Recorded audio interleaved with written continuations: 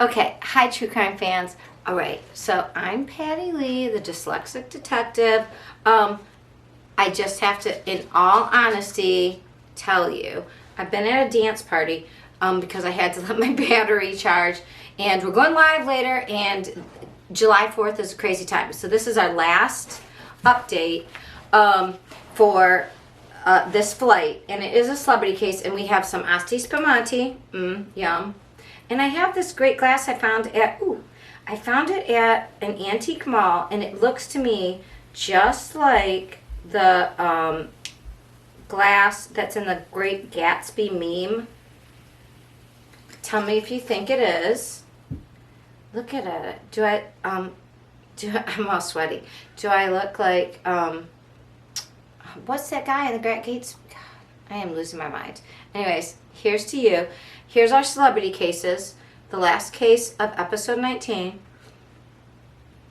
The Petito case is going to have to be 8, so this would be 9. I said Petito case was 2 because it was 2, and then I left it to the end because, you know, dyslexia, holiday, and alcohol. So, all right. Here's our celebrity cases. Let me just get out of the way out of the gate that GMax and R. Kelly both had issues relating to using young people to get other people to do what they want, and that's against the law, and it's called trafficking, and it's not like green light go, red stop, no, trafficking as in the bad kind. And GMax got 20 years, and R. Kelly got 30. Now, R. Kelly was prosecuted under a RICO clause because he had basically a criminal enterprise. That's what RICO. RICO is basically a mob law or organized crime. And basically his crime was organized because he had his whole entity of his music establishment do things like procure people from the crowd, get them to meet him, get them to go along with him, I don't know, entrap them, maybe hold them against their will, maybe then do things against them that would be under child laws. Yeah. So that's why he got 30 years, because he's under this RICO charge. It's organized crime involving human trafficking, involving all the nasty things he did. Somewhere in the ether of the interwebs, I heard that maybe he has a intellectual disability, and I don't know if that's true, but I just assume everybody around him who participated did not have these type of disabilities, so yeah. That would be a no for me. And it was a no according to the justice system, and it was a yes to 30 years sentencing. And he's got more in Chicago, Chi-Town. So yeah, he's probably never seen outside, I would assume. That's just allegedly. He's just at trial. This is all my opinion. Take that for what it's worth. Although it's not my opinion. He did get 30 years in this criminal case. So, and then we have GMax. Gosh, my dance party really, I'm sweating it. It's like 91 here and crazy heat wave today, July 4th. Someone's birthday too, not just the nation's. GMax also, now she got 20 years, which was I believe that was the maximum. That's what the government asked, and they got. And quite frankly, that seems reasonable considering she ruined a bunch of young people's lives, and she was the person as a female who procured people for that guy named Jeff. And that guy named Jeff should have had many more years. And I think in future years we will be talking why he got some weird deal through Acosta, who was Florida's federal attorney state general. No, he was the federal person. I don't know. It went all the way up through the DOJ. And whoever touched that case, if you ask me, and this is just my opinion, just allegedly, dirty AF. Because anybody who would say everybody, not only Jeffrey, that guy named Jeff only got off for 4 counts of prostitution, which, by the way, if they're underage, they're not prostitution. It's called child, you know what, SA. But also, there was way more than 4. And, oh, not only did he get off, but supposedly this deal, sweetheart deal, allowed everybody else involved, named and unnamed, got off. Yeah. So GMax is keeping her little black book of who those unnamed people are secret. So I guess she's not going to be unalived at this point, like that guy named Jeff probably. I don't know if he was making a deal. I don't know. I heard that Barr visited him. I don't know if that's true, but I don't trust Barr as far as you can throw him. And if you know, he's a pretty big guy, so you can't throw him very far. And that's all I'm going to say about that. Okay, so here's to justice. At least finding 2 people who were pigs and horrible people to children, holding them accountable. That's good. Okay, now we come to this portion of the show. It's not really a show. What is this? Podcast / YouTube channel. I found this little friend at the store. Isn't her so cute? He's a little alpaca. If you remember, alpacas were mentioned in the JD, Johnny Depp, Amber Heard trial. Okay. So I thought he'd be my little, or she would be my little, like cohort here while we talk about this.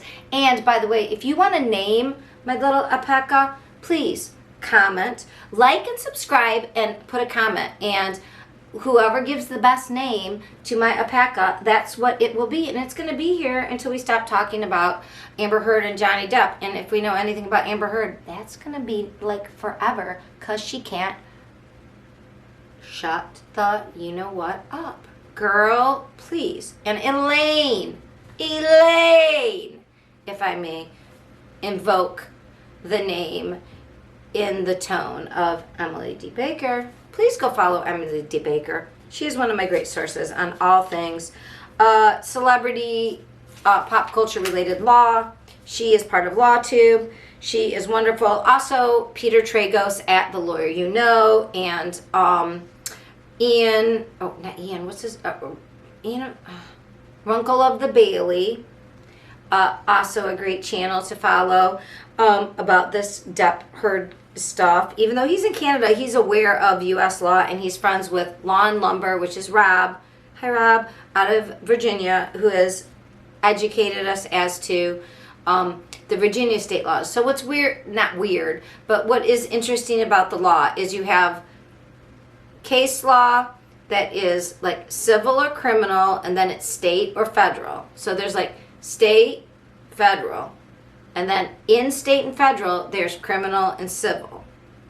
And then within all of those, there are cases that have set precedent. So there's cases, precedent-setting cases, and there's also rules, and there's procedures, which are how you're supposed to do the things.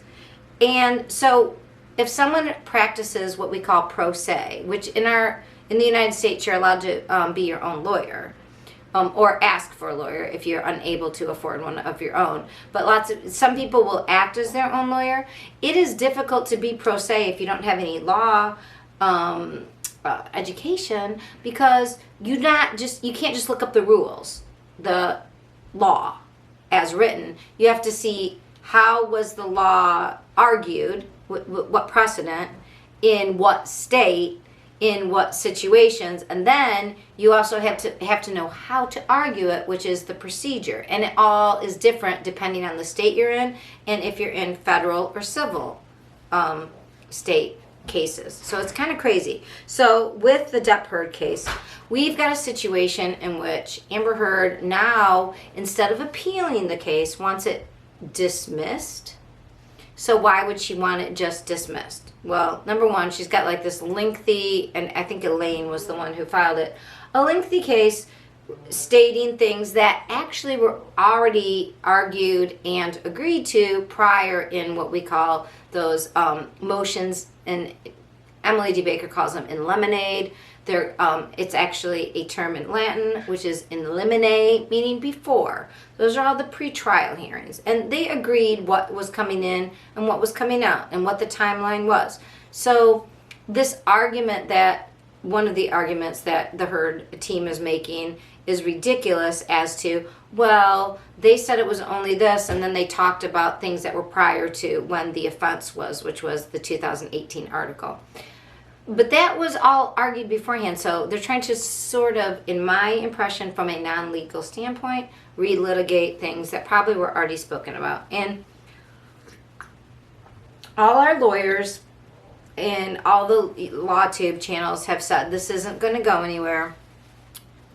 But they're saying, but it is something that lawyers make a case for, which seems like a waste of the court's time. But I guess it's not stepping over the line into fictitious litigation, which is fictitious is you're just doing this to hassle the other person, that you really don't have any right, that it's unethical to make this claim.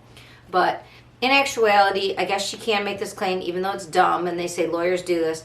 But she still is going to owe what she owes every year for and 6% if it goes into the next year.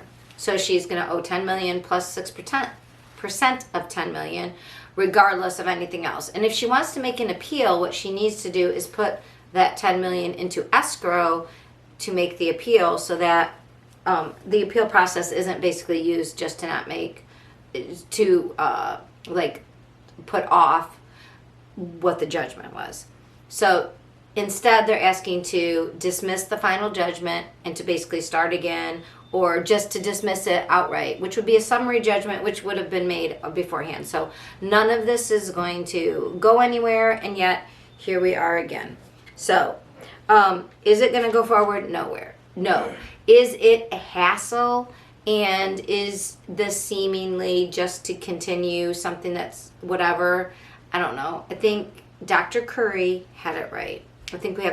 I personally think I would have added malignant narcissist, but I don't study criminal psychology nor abnormal psychology. So that is just a guess on my part, just my opinion, just an allegation.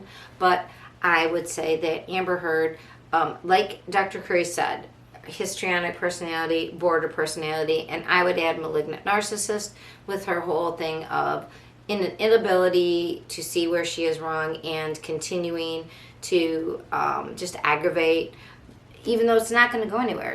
It's like she can't help herself, and you would think the lawyers would be more aware of this, but maybe they're addicted to the attention too. I don't know where it's coming from, but anyways, so that was our last case, and that is the end of episode 19. I will see you on the interwebs, maybe live later. I will also see you next week for episode 20. Please like, please subscribe, hit the notification bell if you want to see when I upload. It's at least once a week and usually live once a week. And otherwise, if you have any comments on what we should drink with our cases, if you have any, I'd really like to know if you have any, anything that goes with the Colorado case. That would be great. Any Colorado wines, any connoisseurs out there, let me know. Any sommeliers, except for Amber Heard, you probably aren't watching. But Amber, I know you're a level 2 sommelier working towards 3. Let me know. Everybody else, we will see you next week. And don't forget, give a comment and name the alpaca. Thanks. Bye.